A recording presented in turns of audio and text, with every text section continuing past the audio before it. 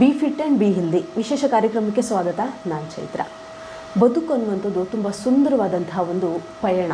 ಇದರಲ್ಲಿ ನಾವು ನಮ್ಮ ಆಹಾರ ಪದ್ಧತಿ ಇರ್ಬೋದು, ಜೊತೆಗೆ ನಮಗೆ ಸಾಕಷ್ಟು ನಮಗೆ ಬೇಕಾಗುವಂಥ ನಮ್ಮ ದೇಹಕ್ಕೆ ಬೇಕಾಗುವಂಥ ನಿದ್ರೆ ಇರ್ಬೋದು, ಜೊತೆಗೆ ನಮಗೆ ಬೇಕಾದಂತಹ ವ್ಯಾಯಾಮ, ಇವೆಲ್ಲವೂ ಕೂಡ ಸುಸೂತ್ರವಾಗಿದ್ದರೆ ಮಾತ್ರ ಬದುಕು ಸುಂದರವಾಗುತ್ತೆ ಅಂತ ಹೇಳ್ತೀವಿ. ಇವತ್ತು ಡಾಕ್ಟರ್ ಸಂಜಯ್ ಶಿವಮ್ ಅವರು ಸಾಕಷ್ಟು ವಿಚಾರ ಈ ಲಾಸ್ಟ್ ಟೈಮ್ ಮಾತಾಡಿದರು. ನಿಮಗೆ ಈ ಕ್ಯಾನ್ಸರ್ನ ಬಗ್ಗೆ, ಬೇರೆ ಕ್ಯಾನ್ಸರ್ನ ಬಗ್ಗೆ ಮಾತನಾಡ್ತಾ ಹೋಗಿದ್ವಿ. ಅದೇ ರೀತಿ ಇವತ್ತು ಶ್ವಾಸಕೋಶದ ಕ್ಯಾನ್ಸರ್ನ ಬಗ್ಗೆ ನಾವು ಮಾತನಾಡ್ತಾ ಇರುವಂಥದ್ದು. ಶ್ವಾಸಕೋಶದಲ್ಲಿ ಈ ಕ್ಯಾನ್ಸರ್ ಒಂದು ರೀತಿಯ ಕ್ಯಾನ್ಸರ್ ಆಗಿರುವಂಥದ್ದು, ಜೊತೆಗೆ ಶ್ವಾಸಕೋಶದಲ್ಲಿ ಜೀವಕೋಶಗಳ ಒಂದು ಬೆಳವಣಿಗೆ ಅಂತ ನಾವು ಹೇಳ್ತೀವಿ. ಇದಕ್ಕೆ ಶ್ವಾಸಕೋಶದ ಕ್ಯಾನ್ಸರ್ ಅಂತ ಹೇಳ್ತೀವಿ. ಈ ಕ್ಯಾನ್ಸರ್ ಸಾಮಾನ್ಯವಾಗಿ ಬಹಳಷ್ಟು ಜನರಲ್ಲಿ ಇವತ್ತು ಕಂಡು ಬರ್ತಾ ಇರುವಂಥದ್ದು. ಆ ನೋವಿನಿಂದ ಇವತ್ತು ಬಾಧಿಸ್ತಾ ಇದ್ದಾರೆ. ಸೊ ಇದ್ರ ಬಗ್ಗೆ ಇವತ್ತು ನಮ್ಮ ಜೊತೆ ಮಾತಾಡಲಿಕ್ಕಿದ್ದಾರೆ ಸೆಲೆಬ್ರಿಟಿ ಫಿಟ್ನೆಸ್ ಹಾಗೂ ನ್ಯೂಟ್ರಿಷನ್ ಎಕ್ಸ್ಪರ್ಟ್ ಆದಂತಹ ವಿಶಾಲ್ ಸಂಜಯ್ ಶಿವಮ್ ಅವರು. ಸರ್, ಕಾರ್ಯಕ್ರಮಕ್ಕೆ ಸ್ವಾಗತ. ನಮಸ್ಕಾರ ಮೇಡಮ್. ಓಕೆ, ಮುಖ್ಯವಾಗಿ ನಾವು ಲಾಸ್ಟ್ ವೀಕಲ್ಲೆಲ್ಲ ಮಾತಾಡಿದ್ವಿ ಸರ್. ನಾವು ಬೇರೆ ಬೇರೆ ರೀತಿಯ ಕ್ಯಾನ್ಸರ್ಗಳನ್ನ ನಾವು ಮಾತನಾಡ್ತಾ ಇದ್ವಿ. ಅದೇ ರೀತಿ ಶ್ವಾಸಕೋಶದ ಒಂದು ಕ್ಯಾನ್ಸರ್ ಕೂಡ ಬಹಳ ಮುಖ್ಯವಾಗಿ ಇವತ್ತು ಜನರನ್ನು ಬಾಧಿಸ್ತಾ ಇರುವಂಥದ್ದು. ಈ ಶ್ವಾಸಕೋಶದ ಕ್ಯಾನ್ಸರ್ ಅಂದರೆ ಏನಂತ ಮುಖ್ಯವಾಗಿ? ಮೇಡಮ್, ಶ್ವಾಸಕೋಶದ ಕ್ಯಾನ್ಸರ್ ಅಂತಂದರೆ ನೋಡಿ, ಜನರಲ್ಲಾಗೆ ಅದನ್ನು ಲಂಗ್ ಕ್ಯಾನ್ಸರ್ ಅಂತ ಇಂಗ್ಲೀಷಲ್ಲಿ ಮೆಡಿಕಲಾಗಿ ಕರೀತಾರೆ. ಏನಾಗುತ್ತೆ ಅಂತಂದರೆ ನಮ್ಮ ಶ್ವಾಸಕೋಶದಲ್ಲಿ ಮ್ಯೂಟೇಷನ್ ಆಗೋಕ್ಕೆ ಸ್ಟಾರ್ಟ್ ಆಗುತ್ತೆ. ನಮ್ಮ ಶ್ವಾಸಕೋಶ ಯಾವುದು DNA ಆಗಿರುತ್ತಲ್ಲ, ಆ DNA ಯಾವಾಗ ಮ್ಯೂಟೇಟ್ ಆಗೋಕ್ಕೆ ಶುರು ಆಗುತ್ತೆ, ಅದರದ್ದು ಒರಿಜಿನಾಲಿಟಿ ಕಳ್ಕೊಂಡು ಅದು ಡಿಫ್ರೆಂಟಾಗಿ ಗ್ರೋ ಆಗೋಕ್ಕೆ ಸ್ಟಾರ್ಟ್ ಆಗುತ್ತಲ್ಲ, ಅದರಲ್ಲೂ ಅನ್ಕಂಟ್ರೋಲಬಲಿ ಗ್ರೋ ಆಗೋಕ್ಕೆ ಸ್ಟಾರ್ಟ್ ಆದಾಗ ಶ್ವಾಸಕೋಶದಲ್ಲಿ ಕ್ಯಾನ್ಸರು ಉತ್ಪತ್ತಿ ಆಗುತ್ತೆ. ಮೇಜರಾಗಿ ಲಂಗ್ ಕ್ಯಾನ್ಸರ್ ಬರೋದಕ್ಕೆ ಕಾರಣ ಆಗುತ್ತೆ. ಹೌದು. ಏನಾದರೂ ಬರಲಿಕ್ಕೆ ಇದಕ್ಕೇನಾದರೂ ಬೇರೆ ರೀಸನ್ಗಳಿದಾವ ಅಂದರೆ, ಕೆಲವು ಹೇಳ್ತಾರೆ ಈ ದುಶ್ಚಟಗಳಿಂದನೇ ಶ್ವಾಸಕೋಶದ ಕ್ಯಾನ್ಸರ್ ಬಹಳ ಮುಖ್ಯವಾಗಿ ಕಂಡು ಬರುತ್ತೆ ಅಂತ. ಅದೇನಾದರೂ ರೀಸನ್ ಆಗುತ್ತಾ ಅಥವಾ ಬೇರೆ ಬೇರೆ ಕಾರಣಗಳಿರಬಹುದಾ ಅಂತ? Definitely madam. One of the major reasons for lung cancer is smoking ಅಂತ ಹೇಳ್ಬೋದು. Around 80% it impacts the lung. ಅದು ಬಿಟ್ಟು ಡಿಫ್ರೆಂಟ್ ರೀಸನ್ಸ್ ಇದ್ದಾವೆ. ಆದರೆ ಪ್ರಪಂಚದಲ್ಲಿ leading cause of cancer deaths is only due to lung cancer.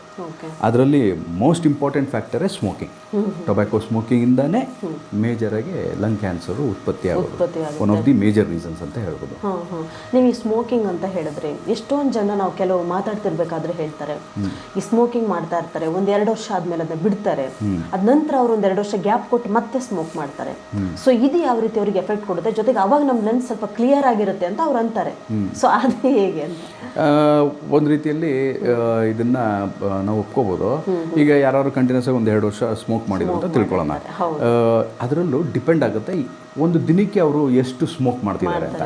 ಏನೋ 1 ಸಿಗರೆಟು 2 ಸಿಗರೆಟು ಈ ಥರ ಸುಮ್ಮನೆ ಒಂದು ಹ್ಯಾಬಿಟ್ ಥರ ಇಟ್ಕೊಂಡಿದ್ದರೆ, ಈ ಥರ 1-2 ಸಿಗರೆಟಲ್ಲಿ ಆ ಥರ 1-2 ವರ್ಷ ಸೇರಿದು ಮುಂದೆ ಅದನ್ನು ಒಂದು ಬ್ರೇಕ್ ತೊಗೊಂಡು ಅವರು ಇನ್ನೂ 1-2 ವರ್ಷ ಸ್ಟಾಪ್ ಮಾಡಿ ಆಮೇಲೆ ಔಟ್ ಆಫ್ ದಿ ಬ್ಲೂ ತಿರ್ಗಿ ಯಾವಾಗಾದ್ರು ಸ್ಟಾರ್ಟ್ ಮಾಡ್ತಾರೆ ಅಂತ ತಿಳ್ಕೊಳ್ಳೋಣ. ಯಾವುದೇ ಕಾರಣಗಳಿರ್ಬೋದು. ಓಕೆ, ಅದೇನಾಗುತ್ತಂದರೆ ನಮ್ಮ ಬಾಡಿಗೆ ಎಬಿಲಿಟಿ ಎಷ್ಟು ಚೆನ್ನಾಗಿದೆ ಅಂತಂದರೆ, ಯಾವುದೇ ಥರ ಹಾನಿ ಆದ್ರೂ ಅದನ್ನು ಸರಿಪಡಿಸ್ಕೊಳ್ಳೋವಂಥ ಗುಣ ಕ್ರಿಯೆ ನಮ್ಮ ಬಾಡಿಗಿದೆ. ಅಡ್ಯಾಪ್ಟಬಿಲಿಟಿ ಪ್ಲಸ್ ನಮ್ಮ ಸೆಲ್ಸು ಹೇಗೆ ಅದು ಸಾಯುತ್ತೆ, ತಿರ್ಗಾ ರೀಜನ್ರೇಟ್ ಆಗುತ್ತೆ. ಒಂದು ಸೆಲ್ಲು ಏನಾದರೂ ಡ್ಯಾಮೇಜ್ ಆಗಿದರೆ ಇನ್ನೊಂದು ಸೆಲ್ಲು ಅದನ್ನು ರಿಪೇರ್ ಮಾಡುತ್ತೋ, ಅದೇ ಥರನೇ ನಮ್ಮ ಬಾಡಿಯಲ್ಲಿ ಎಲ್ಲ ಥರದ್ದು ಕ್ರಿಯೆ ತುಂಬ ಚೆನ್ನಾಗಿ ಅದು ಏನಂತ ರೀಕ್ರಿಯೇಟ್ ಆಗುತ್ತೆ. ಡ್ಯಾಮೇಜ್ ಆದ್ರೂ ಟೈಮ್ ತೊಗೊಂಡು ರೀಕ್ರಿಯೇಟ್ ಆಗುತ್ತೆ. ನೋಡಿ, ಒಂದು ಸಿಂಪಲ್ ಎಕ್ಸಾಂಪಲ್ ಕೊಡ್ತೀನಿ. ರೀಸೆಂಟಾಗಿ 5 ವರ್ಷಕ್ಕೆ ಮುಂಚೆ ಕೋವಿಡ್ ಆಯಿತು, ರೈಟ್? ಕೋವಿಡ್ ಆದಾಗ ಲಾಕ್ಡೌನ್ ಮಾಡಿದ್ರು. ಈ ಪ್ರಪಂಚಾದಿ ಎಲ್ಲ ಕಡೆ ಲಾಕ್ಡೌನ್ ಮಾಡಿಬಿಟ್ರು ಆಲ್ಮೋಸ್ಟ್. ಯಾವುದೇ ಥರದ್ದು ಹೊರಗಡೆ ಹೋಗೋ ಥರ ಸಿಚುವೇಶನ್ ಇರಲಿಲ್ಲ, ಪ್ಲಸ್ ಯಾವುದೇ ಥರ ಪೊಲ್ಯೂಷನ್ ಆಗಲಿಲ್ಲ. ಸೊ ನೀವು ಅಂದಾಜಾಗಿ ಯೋಚನೆ ಮಾಡಿ, ನಮ್ಮ ಓಝೋನ್ ಲೇಯರು ಎಷ್ಟು ಡ್ಯಾಮೇಜ್ ಆಗಿತ್ತು ಅಂತಂದರೆ, ಅದು ಗುಣಪಡಿಸ್ಕೊಳ್ಳೋದಕ್ಕೆ 30 ವರ್ಷ ಬೇಕಾಗಿತ್ತು. ಅವ್ರು ಎಸ್ಟಿಮೇಟ್ ಮಾಡಿದ್ರು 30 years ತೊಗೊಳುತ್ತೆ ಅದು ಲೇಯರು ಇದು ಹೀಲ್ ಆಗೋದಕ್ಕೆ ಅಂತ. 6 months ಅಷ್ಟೇ. ಈ ಕೋವಿಡ್ ಟೈಮಲ್ಲಿ 6 months entire world shut down ಆಗಿದ್ದಕ್ಕೆ ವಿತಿನ್ 6 months ಆ ಎಂಟೈರ್ ಓಝೋನ್ ಲೇಯರ್ ಎಲ್ಲೆಲ್ಲಿ ತೂತಾಗಿತ್ತಲ್ಲ, ಡ್ಯಾಮೇಜ್ ಆಗಿತ್ತಲ್ಲ, ಅದೆಲ್ಲ ಫುಲ್ ಕಂಪ್ಲೀಟಾಗಿ ಅದು ಗುಣ ಆಗಿಬಿಟ್ಟಿದೆ. ಎಲ್ಲ ಕ್ಲಿಯರಾಗಿ ಎಲ್ಲ ಓಝೋನ್ ಲೇಯರ್ ಅದನ್ನೇ ಅದು ಸರಿಪಡಿಸ್ಕೊಂಡಿದೆ. ಅಂದರೆ ನೋಡಿ, ಪ್ರಕೃತಿಗೆ ಎಷ್ಟು ಎಬಿಲಿಟಿ ಇದೆ. ಏನೇ ಒಂದು ಅದಕ್ಕೆ ಡ್ಯಾಮೇಜ್ ಆಯಿತು ಅಂದರೂ ಅದನ್ನು ಅದು ಸರಿಪಡಿಸ್ಕೊಳ್ಳುವಂಥ ಗುಣ ಹೇಗೆ ಪ್ರಕೃತಿಗಿದೆಯೋ, ನಮ್ಮ ದೇಹನೂ ಪ್ರಕೃತಿನೇ. ಓಕೆ, ಒಳಗಡೆ ನಮಗೂ ಅದೇ ಥರ ಎಲ್ಲ ಗುಣಗಳಿದೆ. ಯಾವುದೇ ಥರ ಡ್ಯಾಮೇಜಸ್ ಆಯಿತು ಅಂದರೆ ಅದನ್ನು ಸರಿಪಡಿಸ್ಕೊಳ್ಳುವಂಥ ಗುಣ ಇದೆ. ಅದೇ ರೀತಿಯಲ್ಲಿ ಇವರು 2 ವರ್ಷ ಸೇವನೆ ಮಾಡಿದ್ರು, 2 ವರ್ಷ ಬ್ರೇಕ್ ತೊಗೊಂಡ್ರೆ ಡೆಫಿನೆಟ್ಲಿ ಎಸ್, ಅದು ರಿಕವರ್ ಆಗುತ್ತೆ, ರಿಕ್ಯೂಪರೇಟ್ ಆಗುತ್ತೆ. ಆದರೆ ಯಾವ ಹಂತದಲ್ಲಾಗುತ್ತೆ ಅನ್ನೋದು ಮುಂಚಿತವಾಗಿ ಅವ್ರು 2 ವರ್ಷದಲ್ಲಿ ಎಷ್ಟು ಸ್ಮೋಕ್ ಮಾಡಿದ್ದಾರೆ ಅನ್ನೋದ್ರ ಮೇಲೆ ಡಿಪೆಂಡ್. ಎಷ್ಟು ಡ್ಯಾಮೇಜಸ್ ಆಗಿತ್ತೋ ಅದರ ತಕ್ಕನಾಗೆ ಅದು ನ್ಯಾಚುರಲ್ ಆಗಿ ಅದು ಹೀಲ್ ಮಾಡ್ಕೊಳ್ಳುತ್ತೆ. ಆದರೆ ಪ್ರೊಸೆಸ್ ಸ್ಲೋ ಇರುತ್ತೆ, ತುಂಬ ನಿಧಾನವಾಗಿ ಅದು ಹೀಲ್ ಮಾಡ್ಕೊಳ್ತಾ ಹೋಗುತ್ತೆ. ಅವ್ರು ಕಂಪ್ಲೀಟಾಗಿ ಸ್ಟಾಪ್ ಮಾಡಿಬಿಟ್ರೆ ಎಸ್ ಡೆಫಿನೆಟ್ಲಿ ಅದು ಕಂಪ್ಲೀಟಾಗಿ ಹೀಲ್ ಆಗಿ ಎಲ್ಲ ಗುಣಪಡಿಸ್ಕೊಳ್ಳುತ್ತೆ. ಎಲ್ಲ ಥರದ ಟಾಕ್ಸಿನ್ಸು ಏನೇನು ಡ್ಯಾಮೇಜಸ್ ಆಗಿತ್ತೋ ಅದನ್ನೆಲ್ಲ ಹೊರಗೆ ತೆಗೆದು ಅದು ಗುಣಪಡಿಸ್ಕೊಳ್ಳುತ್ತೆ.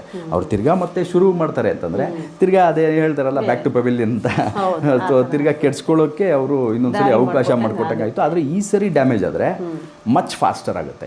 ಪ್ರೀವಿಯಸ್ ಟೈಮಲ್ಲಿ ಏನು ಡ್ಯಾಮೇಜಸ್ ಆಗಿತ್ತು 2 ವರ್ಷದ ಸ್ಮೋಕಿಂಗಲ್ಲಿ, ಅದಕ್ಕಿಂತ ಫಾಸ್ಟಾಗಿ ಡ್ಯಾಮೇಜ್ ಆಗೋಕ್ಕೆ ಶುರು ಆಗುತ್ತೆ. ಹಾಗೆ ಓಕೆ. ಈ ಲಂಗ್ಸ್ ಕ್ಯಾನ್ಸರ್ ಬಂದಾಗ ಏನಾದರೂ ಸಿಂಪ್ಟಮ್ಸ್ಗಳೇನಾದರೂ ಕಂಡು ಬರುತ್ತಾ ಅಂತ? ಹಲವಾರು ಸಿಂಪ್ಟಮ್ಸ್ ಇದೆ ಮೇಡಮ್. ಜನರಲಾಗಿ ಏನು ಹೇಳ್ತಾರೆ ಅಂತಂದರೆ ಚೆಸ್ಟ್ ಪೈನ್ ಬಂದರೆ ಲಂಗ್ ಕ್ಯಾನ್ಸರ್ ಅಂತ ನಾವು ಪರಿಗಣಿಸ್ಬೋದಾ ಅಂತ ಒಂದೊಂದ್ಸಲಿ ಪ್ರಶ್ನೆ ಮಾಡ್ತಾರೆ. ಡೆಫಿನೆಟ್ಲಿ ಅದು one of the reasons. Chest pine ಬಂದಾಗ ಅದು ಹೆಂಗೆ ಅಂತಂದರೆ ಚೆಸ್ಟ್ ಪೈನು ಪರ್ಸಿಸ್ಟೆಂಟ್ ಆಗಿದ್ದಾಗ, ಅದು ಪದೇ ಪದೇ ಬರ್ತಾನೇ ಇದೆ, ಪ್ರತಿದಿನ ಇದ್ದೇ ಇರುತ್ತೆ, ಬಂದು ಹೋಗೋದು ಮಾಡ್ತಾನೇ ಇದೆ, ಕಂಟಿನ್ಯೂಸ್ ಆಗಿ ಬರ್ತಾ ಇದೆ ಅಂತಂದಾಗ ಎಸ್ ಒಂದ್ಸಲಿ ವೈದ್ಯರಲ್ಲಿ ತಪಾಸಣೆ ಮಾಡಿಸೋದ್ರಲ್ಲಿ ಯಾವುದೇ ಥರದ್ದು ಅಡಚಣೆ ಇಲ್ಲ. ಇನ್ನೊಂದೇನು ಅಂತಂದರೆ ಕೆಮ್ತಾನೇ ಇರ್ತಾರೆ, ನಾನ್ ಸ್ಟಾಪ್ ಕೆಮ್ಮೋದ್ರಿಂದ ಮಿನಿಮಮ್ 3 ವೀಕ್ಸ್ ಕಂಟಿನ್ಯೂಸ್ ಆಗಿ ಅವ್ರಿಗೆ ಕೆಮ್ಮಿದೆ, ಯಾವುದೇ ಥರದ್ದು ಅವರು ಮೆಡಿಕೇಶನ್ಸ್ ತೊಗೊಂಡ್ರೂ ಕೆಮ್ಮು ಕಡಿಮೆ ಆಗ್ತಾ ಇಲ್ಲ, ಡ್ರೈ ಕಾಫು ಈ ಥರದ್ದು ಮತ್ತು ಮ್ಯೂಕಸ್ ಫಿಲ್ಡ್ ಕಾಫು ಅಂತೆಲ್ಲ ಹೇಳ್ತೀವಲ್ಲ, ಆ ಥರದ್ದು ಕಂಟಿನ್ಯೂಸ್ ಆಗಿ 3 ವಾರದ ಮೇಲೂ ಅದು ಮುಂದುವರಿತು ಅಂತಂದರೆ ಆವಾಗ as you can consider okay ಏನೋ ತೊಂದರೆ ಆಗಿದೆ ಶ್ವಾಸಕೋಶದಲ್ಲಿ, ಒಂದ್ಸಲಿ ನಾವು ಲಂಗ್ ಟೆಸ್ಟ್ ಮಾಡಿಸೋದು ಬೆಟರ್ ಅಂತ ಅಂದ್ಬಿಟ್ಟು ಮಾಡಿಸಿದಾಗ ಅಲ್ಲಿ ಅವ್ರಿಗೆ ಗೊತ್ತಾಗ್ಬಿಡುತ್ತೆ. ಇಲ್ಲಾಂದರೆ ಒಂದೊಂದ್ಸಲಿ ಏನಾಗುತ್ತೆ ಅಂತಂದರೆ ಕೆಮ್ಮಿದಾಗ ರಕ್ತದ ಕಣಗಳು ಆ ಮ್ಯೂಕಸ್ ಬರುತ್ತಲ್ಲ ಅದರಲ್ಲಿ ಬರೋದು ಕಾಣಿಸುತ್ತೆ. ಒಂದೊಂದ್ಸಲಿ ಕೆಮ್ದಾಗ್ಲೇ ಅದು ಬಾಯಲ್ಲಿ ಸ್ಪಿಲ್ಸ್ ಸ್ಟಾರ್ಟ್ ಆಗುತ್ತೆ. ಇದೆಲ್ಲ ಸ್ವಲ್ಪ ಲೇಟರ್ ಸ್ಟೇಜಸಲ್ಲಿ ಆಗೋದು. ಏನು ಈ ಲಂಗ್ ಕ್ಯಾನ್ಸರ್ದು ಒಂದು 2ನೇ 3ನೇ ಹಂತದಲ್ಲಿ ಇದೆಲ್ಲ ಆಗುವಂಥ ಕ್ರಿಯೆ. ಆವಾಗ ಏನಾಗಿರುತ್ತೆ ಅಂದರೆ ಈ ಲಂಗ್ ಕ್ಯಾನ್ಸರ್ದು ಎಲ್ಲಿ ಟ್ಯೂಮರ್ ಆಗಿರುತ್ತಲ್ಲ ಆ ಟ್ಯೂಮರ್ ಇಂದ ಒಂದು ಪರ್ಟಿಕ್ಯುಲರ್ ಸೆಲ್ಸು ಡಿಟ್ಯಾಚ್ ಆಗಿ ಬ್ಲಡ್ ವೆಸಲ್ಸ್ಗೆ ಅದು ಅಫೆಕ್ಟ್ ಮಾಡಿರುತ್ತೆ. ಯಾವಾಗ ಬ್ಲಡ್ ವೆಸಲ್ಸ್ಗೆ ಅಫೆಕ್ಟ್ ಆಗುತ್ತೋ ಆವಾಗ ಕಾಫ್ ಮಾಡಿದಾಗ, ನಾವು ಕೆಮ್ಮಿದಾಗ ಬ್ಲಡ್ ಬರೋದಕ್ಕೆ ಸ್ಟಾರ್ಟ್ ಆಗುತ್ತೆ. ಕಫ ನಾವು ಉಗಿತೀವಲ್ಲ ಅದರಲ್ಲಿ ನಿಮಗೆ ಬ್ಲಡ್ ಕಾಣಿಸೋದಕ್ಕೆ ಸ್ಟಾರ್ಟ್ ಆಗುತ್ತೆ. ಸೊ ಇದು one of the reasons. Okay, ಇಲ್ಲ ಅಂತಂದರೆ ಈಗ ಚೆಸ್ಟ್ ಪೈನ್ ಇರುತ್ತೆ, ಅದು ರೇಡಿಯೇಟಿಂಗ್ ಆಗಿ ಶೋಲ್ಡ್ರಿಗೆ ಹೋಗೋಕ್ಕೆ ಸ್ಟಾರ್ಟ್ ಆಗುತ್ತೆ, ಇಲ್ಲೆಲ್ಲ ಪೈನ್ ಬರೋಕ್ಕೆ ಸ್ಟಾರ್ಟ್ ಆಗುತ್ತೆ. ಯಾವಾಗ ಚೆಸ್ಟ್ ಪೈನ್ ಇರುತ್ತೋ ಅದು ಹಂಗೆ ಸ್ಲೋವಾಗೆ ಇಲ್ಲೂ ಸ್ಟಾರ್ಟ್ ಆಗುತ್ತೆ ಪೈನ್ ಬರೋದಕ್ಕೆ. ಸೊ ಇದು ಒನ್ ಆಫ್ ದಿ ಸಿಂಪ್ಟಮ್ಸ್ ಅಂತ ಹೇಳ್ಬೋದು. ಓಕೆ, ಈ ಥರ ಹಲವಾರು ಕಾರಣಗಳು ಡೆಫಿನೆಟ್ಲಿ ಅದಕ್ಕೆ ಒಂದು ಇಂಡಿಕೇಶನ್ ಕೊಡುತ್ತೆ. ನಾವು ಇಮಿಡಿಯೇಟಾಗಿ ಹೋಗಿ ಚೆಕ್ ಮಾಡಿಸ್ಕೊಂಡಾಗ ಅರ್ಲಿ ಸ್ಟೇಜಸಲ್ಲಿ ಇತ್ತು ಅಂತಂದರೆ ಅದು ಗುಣಪಡಿಸ್ಕೊಳ್ಳೋದಕ್ಕೆ ತುಂಬಾ ಹೆಲ್ಪ್ಫುಲ್ ಆಗುತ್ತೆ. ಸ್ವಲ್ಪ ಲೇಟರ್ ಸ್ಟೇಜಸ್, ಇವಾಗ ನಾನು ಹೇಳಿದ್ನಲ್ಲ ಬ್ಲಡ್ ಬರೋಕ್ಕೆ ಸ್ಟಾರ್ಟ್ ಆಗಿದೆ ಅಂದರೆ ಒಂದು ಹಂತ ತಲುಪಿಬಿಟ್ಟಿದೆ ಅಂತ ಅರ್ಥ. ಸೊ ಅವಾಗ ಸ್ವಲ್ಪ ನಾವು ಕೇರ್ಫುಲ್ ಆಗಿರ್ಬೇಕು. ಯಾಕೆ ಅಂತಂದರೆ ಒಂದು ಹಂತ ತಲುಪಿದ ಮೇಲೆ ಅದು ಬೇರೆ ಕಡೆ ಸ್ಪ್ರೆಡ್ ಆಗುವಂಥ ಸಂಭಾವನೆಗಳು ಹೆಚ್ಚಾಗ್ಬಿಡುತ್ತೆ. ಯಾಕಂದರೆ ಆ ಟ್ಯೂಮರಿಂದ ಡಿಟ್ಯಾಚ್ ಆಗಿರುತ್ತೆ ಸೆಲ್ಲು, ಅದು ಹೋಗಿ ಎಲ್ಲ ಕಡೆನೂ ಸ್ಪ್ರೆಡ್ ಆಗಿ ಅದು ಲಿಂಫೆಟಿಕ್ ಸಿಸ್ಟಮ್ ಇರ್ಬೋದು, ನಮ್ಮ ಬ್ಲಡ್ ಸ್ಟ್ರೀಮ್ ಇರ್ಬೋದು, ಅಲ್ಲೆಲ್ಲ ಅದು ಹರಿದು ಬೇರೆ ಆರ್ಗನ್ಸ್ನು ಅದು ಡ್ಯಾಮೇಜ್ ಮಾಡುವಂಥ ಸಂಭಾವನೆಗಳು ಜಾಸ್ತಿ ಇರುತ್ತೆ. ಈ ಶ್ವಾಸಕೋಶದ ಕ್ಯಾನ್ಸರ್ ಬಂದರೆ ಏನಾದರೂ ಎದೆ ನೋವೇನಾದರೂ ಕಾಣಿಸ್ಕೊಳ್ಳುತ್ತಾ ಅಂತ? ಅದೇ ಈಗ ನಾನು ಮಾತಾಡೋದಲ್ಲ, that is one of the reasons ಅಂತ ಹೇಳ್ಬೋದು. ಎದೆ ನೋವು ಬರೋದು ಒನ್ ಆಫ್ ದಿ ರೀಸನ್ಸು, ಆದರೆ ಅದೇ ಮೇನ್ ಕಾರಣ ಆಗಿರೋದಿಲ್ಲ. Definitely not the main reason. ಈ ಶ್ವಾಸಕೋಶದ ಕ್ಯಾನ್ಸರ್ ದೇಹದ ಇತರೆ ಭಾಗಗಳಿಗೆ ಏನಾದರೂ ಸ್ಪ್ರೆಡ್ ಆಗುವಂಥ ಸಾಧ್ಯತೆಗಳಿರುತ್ತಾ ಅಂತ? ಅದು ಎಸ್ ಮೇಡಮ್, ಅದು ಹೆಂಗೆ ಅಂತಂದರೆ ಅದನ್ನ ಮೆಟಾಸ್ಟ್ಯಾಸಿಸ್ ಅಂತ ಹೇಳ್ತಾರೆ. ಯಾವಾಗ ನಾನು ಈಗ ಮಾತಾಡೋದ್ನಲ್ಲ ಶ್ವಾಸಕೋಶದ ಕ್ಯಾನ್ಸರ್ದು ಟ್ಯೂಮರ್ ಏನಿದೆ, ಏನಾಗುತ್ತೆ ಅಂತಂದರೆ ನಾವು ಯೋಚನೆ ಮಾಡಬೇಕಾದ್ರೆ ಏನಕ್ಕೆ ಕ್ಯಾನ್ಸರ್ ಬರುತ್ತೆ in the first place. Okay, cancer ಬರೋದು ನಮ್ಮ ದೇಹನ ಸಾಯಿಸೋದಕ್ಕಲ್ಲ, ನಮ್ಮ ದೇಹದಲ್ಲಿ ಯಾವುದೋ ಒಂದು ಪರ್ಟಿಕ್ಯುಲರ್ ಜಾಗದಲ್ಲಿ ಓಕೆ ಆ ಸೆಲ್ ಏನು ಅದು ಗ್ರೋ ಆಗಬೇಕು, ಜನರೇಟ್ ಆಗಬೇಕು, ಅದು ಉತ್ಪತ್ತಿಯಾಗಿ ಅದು ಸ್ಪ್ರೆಡ್ ಆಗಬೇಕು ಒಳ್ಳೆ ರೀತಿಯಲ್ಲಿ, ಅದು ಆಗದೆ ನಾನಾ ರೀಸನ್ ಇರ್ಬೋದು ಅದಕ್ಕೆ. Okay, one of the reasons smoking ಅಂತ ನಾವು ಮಾತಾಡಿದ್ವಿ. ಇದರಲ್ಲಿ ಈ ಸ್ಮೋಕಿಂಗ್ಸಲ್ಲಿ ಏನು ಅಂತಂದರೆ ತುಂಬಾ ಪಾಯ್ಸನಸ್ ಕೆಮಿಕಲ್ಸ್ ಇರುತ್ತೆ. ಸೊ ಅದರಿಂದ ಏನಾಗುತ್ತೆ, ಈ DNA ಅದು ಡ್ಯಾಮೇಜ್ ಮಾಡುತ್ತೆ. ಸೆಲ್ ಆಗಿರೋವಂಥ DNA ಅದು ಡ್ಯಾಮೇಜ್ ಮಾಡೋಕ್ಕೆ ಸ್ಟಾರ್ಟ್ ಮಾಡುತ್ತೆ. ಯಾವಾಗ ಅದು ಡ್ಯಾಮೇಜ್ ಆಗುತ್ತೋ, ಡ್ಯಾಮೇಜ್ ಆಗಿ ಅದು ಮ್ಯೂಟೇಟ್ ಆಗಿಬಿಟ್ಟು ಅದೇನು ಮಾಡುತ್ತೆ, ಕ್ಯಾನ್ಸರಸ್ ಟ್ಯೂಮರ್ ಆಗಿ ಸ್ಪ್ರೆಡ್ ಆಗೋ ಅಂಥ ಒಂದು ಕ್ರಿಯೆಗೆ ಹೋದಾಗ ಏನಾಗುತ್ತೆ, ಅಕ್ಕಪಕ್ಕ ಇರೋವಂಥ ಸೆಲ್ಲೆಲ್ಲ ಏನು ಮಾಡುತ್ತೆ ಅದನ್ನು ಬಂದು ಆ್ಯಕ್ಚುಲಿ ಕವರಪ್ ಮಾಡಿಬಿಡುತ್ತೆ, ಅದನ್ನು ಸ್ಪ್ರೆಡ್ ಆಗದೆ ಇರೋ ಥರ ತಡೆಯುತ್ತೆ. Actually cancer actually in reality ನೋಡಬೇಕು ಅಂದರೆ ಅದು ದೇಹನ ಕಂಪ್ಲೀಟಾಗಿ ಡೆಸ್ಟ್ರಾಯ್ ಆಗೋಕ್ಕೆ ಬಿಡದೇನೆ ಒಂದು ಕಡೆ ಅದನ್ನು ಮಾತ್ರ ಹಿಡಿದಿಟ್ಕೊಂಡಿರುತ್ತೆ ಅಂತ ಹೇಳ್ಬೋದು. ಯಾವಾಗ ಇದು ನಮಗೆ ಡೇಂಜರಸ್ ಆಗುತ್ತೆ ಅಂದರೆ, ಈಗ ಬಯಾಪ್ಸಿ ಮಾಡ್ತಾರೆ ಜನರಲ್ಲಾಗಿ, ಇದು ಕ್ಯಾನ್ಸರಸ್ಸಾ ಇಲ್ವಾ ಅಂತ ಅಂದ್ಬಿಟ್ಟು ಚೆಕ್ ಮಾಡುವ ಅಂತ ಅಂದ್ಬಿಟ್ಟು. ಮೇಜರ್ ರೀಸನ್ಸು ಮೆಟಾಸ್ಟಾಸಿಸ್ ಆಗೋದಕ್ಕೆ ಮೇಜರ್ ರೀಸನ್ ಇದೆ ಮೇಡಮ್. ಯಾವಾಗ ಆ ಟ್ಯೂಮರ್ ಸೆಲ್ನ ಪೋಕ್ ಮಾಡ್ತಾರಲ್ಲ ಅದರಿಂದ ಏನಾಗುತ್ತೆ, ಡಿಸ್ಪರ್ಸ್ ಆಗಕ್ಕೆ ಸ್ಟಾರ್ಟ್ ಆಗುತ್ತೆ ಫಾಸ್ಟಾಗಿ. ಯಾವಾಗ ಅದರಿಂದ ಎಲ್ಲಿ ಅದು ಒಂದು ಕೋಟೆ ಕಟ್ಕೊಂಡಿರುತ್ತೆ, ಅದನ್ನು ಹರಿದೇ ಇರೋ ಥರ ಇಟ್ಕೊಂಡಿರುತ್ತೆ, ಯಾವಾಗ ಅದು ಪಂಕ್ಚರ್ ಆಗುತ್ತಲ್ಲ ಅವಾಗೇನತ್ತೆ ಅಲ್ಲಿಂದ ಎಲ್ಲ ಫ್ಲೂಯಿಡ್ಸು, ಕ್ಯಾನ್ಸರಸ್ ಫ್ಲೂಯಿಡ್ಸ್ ಎಲ್ಲ ಹೊರಗಡೆ ಬಂದಕ್ಕೆ ಶುರುವಾದಾಗ ಅಕ್ಕಪಕ್ಕ ಏರಿಯಾ ಎಲ್ಲ ಸ್ಪ್ರೆಡ್ ಮಾಡಿಬಿಡುತ್ತೆ. ಸೊ ಇದು ಮೇಜರ್ ರೀಸನ್ ಆ್ಯಕ್ಚುಲಿ ಹೇಳಬೇಕು ಅಂದರೆ ಸ್ಪ್ರೆಡ್ ಆಗೋದಕ್ಕೆ. ಸೊ ಹಾಗಾಗಿ ಕ್ಯಾನ್ಸರು ಹೇಳಬೇಕು ಅಂತಂದರೆ ನಮ್ಮ ಆ ಒಂದು ಜಾಗದ್ದು ಕೋಶನ ಪ್ರೊಟೆಕ್ಟ್ ಮಾಡೋದಕ್ಕೆ ಅದು ಮಾಡುತ್ತೆ. ನಾವು ಅದನ್ನು ಏನು ವಿಲನ್ ಥರ ನೋಡ್ತಾ ಇದ್ದೀವಿ, ಅದು ವಿಲನ್ ಥರ ಅದನ್ನು ನೋಡೋ ಬದಲು ಇವ್ರು ಮಾಡಿರೋ ಕ್ರಿಯೆ ಏನು, ಯಾವುದು ವಿಲನೆಸ್ ಅಂತ ನೋಡಬೇಕು. ಈಗ ಸ್ಮೋಕಿಂಗ್ ಅದು ವಿಲನೆಸ್, ಅದರಿಂದನೇ ಇದು ಮ್ಯೂಟೇಟ್ ಆಗೋದಕ್ಕೆ ಕಾರಣ ಆಯ್ತಲ್ವಾ. ಇದನ್ನು ಯಾರು ಯೋಚನೆ ಮಾಡಲ್ಲ. ನನ್ನ ಕ್ಯಾನ್ಸರ್ ಬಂತು ಅನ್ನೋದು ಅದನ್ನು ಮಾತ್ರ ವಿಲನಸ್ ಆಗಿ ಆ್ಯಕ್ಚುಲಿ ನೋಡ್ತಾರೆ. ವೆರಿ ಟ್ರೂ, ಹೌದು. ಸೊ ಈ ಥರ ಕಾರಣಗಳಿಂದ ಎಸ್, ಚೆಸ್ಟ್ ಪೈನ್ ಬಂದಾಗ ಒನ್ ಆಫ್ ದಿ ರೀಸನ್ಸು ಇದು ಲಂಗ್ ಕ್ಯಾನ್ಸರ್ ಇರ್ಬೋದು. ನಾನು ಹೇಳಿದಾಗೆ ಹಲವಾರು ಕಾರಣಗಳು ಕಾಣಿಸ್ಕೊಳ್ಳುತ್ತೆ. ಹೌದು. ಈಗ ಈ ಒಂದು ಶ್ವಾಸಕೋಶದ ಕ್ಯಾನ್ಸರ್ ನಮ್ಗೆ ಬಹು ಬೇಗನೆ ಗೊತ್ತಾಗುತ್ತಾ ಅಥವಾ ಟೈಮ್ ತಗೊಳುತ್ತಾ? ಒಂದು ಸೈಲೆಂಟ್ ಕಿಲ್ಲರ್ ಅಂತ ನಾವು ಕರಿತೀವಿ ಕೆಲವು ಕ್ಯಾನ್ಸರ್ನ, ಆ ಥರ ಏನಾದರೂ ಇದೆಯಾ ಅಥವಾ ಇದು ಬೇಗನೆ ಗೊತ್ತಾಗುತ್ತಾ ಅಂತ? ಹಾಗೆ ಇವಾಗ ನಾನು ಮುಂಚಿತವಾಗಿ ಹೇಳಿದಾಗೆ ಸಿಂಪ್ಟಮ್ಸ್ನ ನಾವು ಅಬ್ಸರ್ವ್ ಮಾಡೋಕ್ಕೆ ಶುರು ಮಾಡಬೇಕು. ಎಲ್ಲರೂ ಮೋಸ್ಟ್ ಆಫ್ ದಿ ಪೀಪಲ್ ಪಾಪ ಗೊತ್ತಾಗೋದಿಲ್ಲ. ಇವಾಗ ಕೆಮ್ತಾರೆ, ಹೌದು. ಇವಾಗ cold season for example continuous ಆಗಿ ಕೆಮ್ಮೋದು ಇದೆಲ್ಲ ಇದ್ದಿರುತ್ತೆ. ಏನೋ ಒಂದು ಹೊರಗಡೆ ಯಾವುದೋ ಒಂದು ಪದಾರ್ಥ ತಿಂದಿರ್ತಾರೆ, ಅದರಿಂದ ಅವ್ರಿಗೆ ಏನಾಗಿರುತ್ತೆ, ಥ್ರೋಟ್ ಇನ್ಫೆಕ್ಷನ್ ಆಗಿರ್ಬೋದು, ಕೆಮ್ಮು ಜಾಸ್ತಿ ಸ್ಟಾರ್ಟ್ ಆಗಿರ್ಬೋದು, ಮ್ಯೂಕಸ್ ಜಾಸ್ತಿ ಒಳಗಡೆ ಲಂಗ್ಸಲ್ಲಿ ಜಮಾ ಆಗ್ತಾ ಇರುವಾಗ ಇದೆಲ್ಲ ಸ್ಟಾರ್ಟ್ ಆಗ್ಬೋದು. ಸೊ ಇದನ್ನೆಲ್ಲ ಅವ್ರು ಏನು ಮಾಡ್ತಾರೆ, ಒಂದೊಂದ್ಸಲಿ ಜನ ಪಾಪ ಇದು ಕಾಮನ್ನು ಅಂತ ಅಂದ್ಕೊಂಡು ಇದು ಮಾಡ್ತಾರೆ. ಯಾವಾಗ ಯಾವುದೇ ಥರದ ಕ್ರಿಯೆ ನಮ್ಮ ಬಾಡಿ ಯಾವಾಗಲೂ ನಮಗೆ ಒಂದು ಸಿಂಪ್ಟಮ್ಸ್ ತೋರಿಸುತ್ತೆ. ಓಕೆ, ಏನೋ ಒಂದು ನಮ್ಮ ದೇಹಕ್ಕೆ ನಷ್ಟ ಆಗುವಂಥ ಕ್ರಿಯೆ ಆಗ್ತಾ ಇದೆ, ನೀವು ಸ್ವಲ್ಪ ಕೇರ್ ತಗೊಳ್ಳಿ ಅಂತ ನಮ್ಗೆ ಅದು ಸಿಂಪ್ಟಮ್ಸ್ ತೋರಿಸುತ್ತೆ. ನಾವು ಅದನ್ನು ಆ್ಯಕ್ಚುಲಿ ಗ್ರಾಪ್ಸ್ ಮಾಡಲ್ಲ, ಅದನ್ನು ನಾವು ತಿಳ್ಕೊಳ್ಳಲ್ಲ. ಸೊ ನಾವು ಅದನ್ನೇ ಹಂಗೆ ಕಂಟಿನ್ಯೂಸ್ ಆಗಿ ಇಲ್ಲ ಬಿಡು ಇದೇನು ಕಾಮನ್ ಅಂತ ಅಂದ್ಕೊಂಡು ಯಾವುದೋ ಒಂದು ಮೆಡಿಕೇಷನ್ಸ್ ತೊಗೊಳ್ತೀವಿ ಅಥವಾ ಇನ್ನೊಂದೇನೋ ಮಾಡ್ತೀವಿ, ಅದನ್ನು ಮಾಡಿ ಸಬ್ಸೈಡ್ ಮಾಡೋಕ್ಕೆ ಟ್ರೈ ಮಾಡ್ತೀವಿ. ಆದರೆ ಯಾವಾಗ ಅದು ಒಂದು 15 ದಿನ 20-25 ದಿನದ ಮೇಲೆ ಕಂಟಿನ್ಯೂಸ್ ಆಗಿ ಆಗ್ತಾ ಇದೆ ಅಂದಾಗ ಆವಾಗ ನೀವು ಯೋಚನೆ ಮಾಡಬೇಕಾಗತ್ತೆ, okay there is something really wrong inside ಅಂತ ಅಂದ್ಬಿಟ್ಟು. ಆವಾಗ ಆ್ಯಕ್ಚುಲಿ ನಿಮಗೆ ಗೊತ್ತಾಗುತ್ತೆ, ಹೋಗಿ ಚೆಕ್ ಮಾಡಿಸಿದಾಗ ನಿಮಗೆ ಆ್ಯಕ್ಚುಲಿ ರಿಯಲ್ ಪಿಕ್ಚರ್ ಗೊತ್ತಾಗುತ್ತೆ.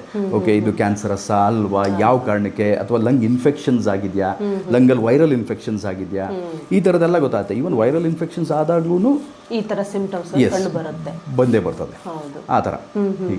ಈ ಶ್ವಾಸಕೋಶದ ಕ್ಯಾನ್ಸರ್ ಏನಾದರೂ ಬೇರೆ ಬೇರೆ ಟೈಪ್ಸ್ನ ಕ್ಯಾನ್ಸರ್ಗಳೇನಾದರೂ ಇದೆಯಾ? Definitely madam. ಒಂದು ಇದರಲ್ಲೂ ಅಷ್ಟೇ ಹಲವಾರು ಎಲ್ಲ ಥರದ ಕ್ಯಾನ್ಸರ್ ಇರೋ ಥರ ಇದರಲ್ಲೂ ಹಲವಾರು ಡಿಫ್ರೆನ್ಸಸ್ ಇದೆ. ಅದರಲ್ಲಿ 3 ಪರ್ಟಿಕ್ಯುಲರ್ ಕ್ಯಾನ್ಸರ್ ಅಂತ ಹೇಳ್ತಾರೆ. ನಾನ್ ಸ್ಮಾಲ್ ಸೆಲ್ ಲಂಗ್ ಕ್ಯಾನ್ಸರ್ ಅಂತ ಹೇಳ್ತಾರೆ ಒಂದು, ಇನ್ನೊಂದು ಸ್ಮಾಲ್ ಸೆಲ್ ಲಂಗ್ ಕ್ಯಾನ್ಸರ್ ಅಂತ ಹೇಳ್ತಾರೆ, ಇನ್ನೊಂದು ಬಂದ್ಬಿಟ್ಟು ಕಾರ್ಸಿನಾಯ್ಡ್ ಟ್ಯೂಮರ್ಸ್ ಅಂತ ಹೇಳ್ತಾರೆ. ಓಕೆ, ಈ ಮೊದಲನೇ ನಾವೇನು ಮಾತಾಡೋದ್ವಲ್ಲ ನಾನ್ ಸ್ಮಾಲ್ ಸೆಲ್ ಕ್ಯಾನ್ಸರ್ ಅಂತ, ಅದರಲ್ಲಿ 3 ವಿಧ ಇದೆ. ಒಂದು ಅಡಿನೋ ಕಾರ್ಸಿನೋಮಾ ಅಂತ ಹೇಳ್ತಾರೆ, ಇನ್ನೊಂದು ಲಾರ್ಜ್ ಸೆಲ್ ಕಾರ್ಸಿನೋಮಾ ಅಂತ ಹೇಳ್ತಾರೆ. ಸೊ ಈ ಥರ ಹೆಂಗೆ ಹೇಳ್ತಾರೆ, ಅಡಿನೋ ಕಾರ್ಸಿನೋಮಾ ಬಂದು ದಿ ಕಾಮನೆಸ್ಟ್ ಮೋಸ್ಟ್ ಕಾಮನ್ ಆಗಿ ಬರುವಂಥ ಕ್ಯಾನ್ಸರ್. ಓಕೆ, ಸ್ಲೋ ಆಗಿರುತ್ತೆ, ಜಾಸ್ತಿ ರ್ಯಾಪಿಡಾಗಿ ಸ್ಪ್ರೆಡ್ ಆಗಲ್ಲ ಆ ಥರ. ಸ್ಮಾಲ್ ಕ್ಯಾನ್ಸರ್ ಬಂದ್ಬಿಟ್ಟು ಅದು ಇನ್ನೊಂದು ಸೆಕೆಂಡ್ ಸ್ಟೇಜಲ್ಲಿ ಬರುತ್ತೆ. ಈ ಕಾರ್ಸಿನಾಯ್ಡ್ ಕ್ಯಾನ್ಸರ್ ಅಂತ ಏನು ಹೇಳ್ತಾರಲ್ಲ, ಇದರಲ್ಲಿ 2 ಥರ ವಿಧ ಇದೆ. ಒಂದು ಟಿಪಿಕಲ್ಲು, ಒಂದು ಎಟಿಪಿಕಲ್ ಅಂತ ಹೇಳ್ತಾರೆ. ಟಿಪಿಕಲ್ ಬಂದ್ಬಿಟ್ಟು ತುಂಬ ಸ್ಲೋ ಆಗಿ ಗ್ರೋ ಆಗುತ್ತೆ, ಈಸಿಯಾಗಿ ಅದು ಸ್ಪ್ರೆಡ್ ಆಗೋದಿಲ್ಲ ಎಲ್ಲ ಕಡೆನೂ.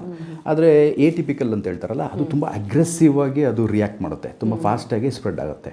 ಈ 2ನೇ ಗ್ರೂಪ್ ಹೇಳಿದ್ವಲ್ಲ ಸ್ಮಾಲ್ ಸೆಲ್ ಲಂಗ್ ಕ್ಯಾನ್ಸರ್ ಅಂದ್ಬಿಟ್ಟು, ಅದು ಮೋಸ್ಟ್ ಆಫ್ ದಿ ಟೈಮ್ಸ್ ಆಗೋದೇ ಸ್ಮೋಕಿಂಗ್ ಕಾರಣದಿಂದ. ಸೊ ಸ್ಮೋಕಿಂಗ್ಗೆ ಮೇಜರ್ ರೀಸನ್ ಆ ಪರ್ಟಿಕ್ಯುಲರ್ ಕ್ಯಾನ್ಸರ್ ಆಗೋದಕ್ಕೆ, ಸ್ಮಾಲ್ ಸೆಲ್ ಲಂಗ್ ಕ್ಯಾನ್ಸರ್ ಆಗೋದಕ್ಕೆ. ಸೊ ಹಾಗಾಗಿ ಇದು 3 ಡಿಫ್ರೆಂಟ್ ವೆರೈಟೀಸು ಇದರಲ್ಲಿ ಕ್ಯಾನ್ಸರ್ ಅಲ್ಲಿ ಇದೆ ಅಂತ ಹೇಳ್ತೀರಾ.